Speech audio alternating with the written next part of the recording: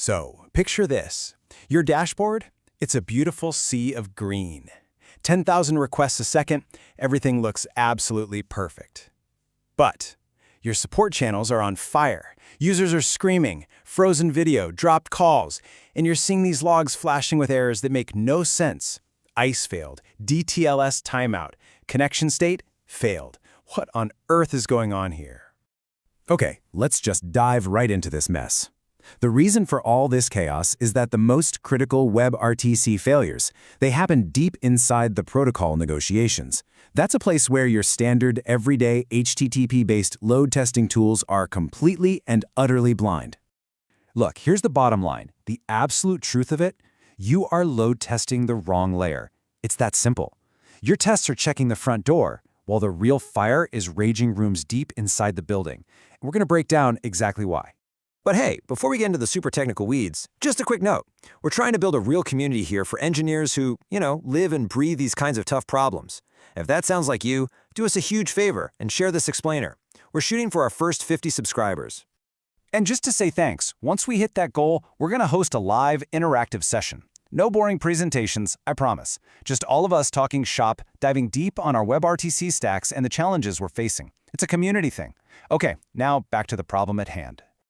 All right, let's get to the real core of this issue. It all comes down to what I call the hidden state machine. This is this complex, multi-stage dance that your HTTP-based tools they can't see it. They have no idea it's even happening.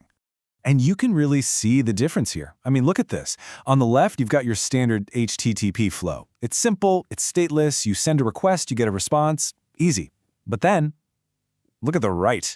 That's the WebRTC beast. It's a whole stateful negotiation, a marathon that involves signaling, then ICE, then a DTLS handshake, and only then do you finally get your media flowing. And this really shows you what a gauntlet it is. Getting that 200 OK from your signaling server, that's barely the starting line. After that, your connection has to survive ICE gathering to figure out a path through the network. Then a DTLS handshake to swap security keys, and then it has to establish the encrypted media stream, all while trying to manage bandwidth. If any single step in this chain fails, that's a dropped call for your user. So let's look at this table because it just highlights the total mismatch. HTTP testing is built for TCP. It's reliable, it's ordered, it's simple. But WebRTC lives on UDP. It's a world where things like jitter and packet loss are what really matter. And getting through firewalls with ICE is absolutely critical. Tools built for one world are completely useless in the other. So, what are these tools actually missing? Well, basically everything that matters for media quality. They can't simulate finding a network path, they can't simulate what happens when packets get lost, they can't account for the heavy CPU cost of encryption, or those feedback loops that adjust video quality on the fly. It is literally like testing the lobby of your building while the conference room where the actual meeting is happening is completely on fire. So, how do we fix this, right? How do we actually test the whole building, conference room and all? The answer is a hybrid architecture. It's a clever combination I like to call protocol storm plus browser scouts. Let's put a definition on that. Hybrid load testing is a method that's designed to bridge what we call the WebRTC testing gap.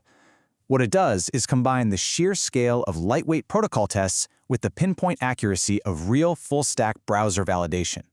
So you get the best of both worlds, massive scale and true realism. Okay, here's how it actually works. We've got two engines. First, you've got the swarm. This is about 95% of our load. Thousands of cheap, lightweight virtual users just hammering your signaling server to see where it breaks. Then you have the scouts. This is the other 5%, and it's a small group of heavyweight browser instances running real, headless Chrome. They execute the entire WebRTC stack. So the swarm creates the stress, and the scouts verify the quality. And this right here, this is the new rule for success. A test only passes when our browser scout, after doing everything a real user would do, confirms that media is actually flowing by checking the PeerConnection state.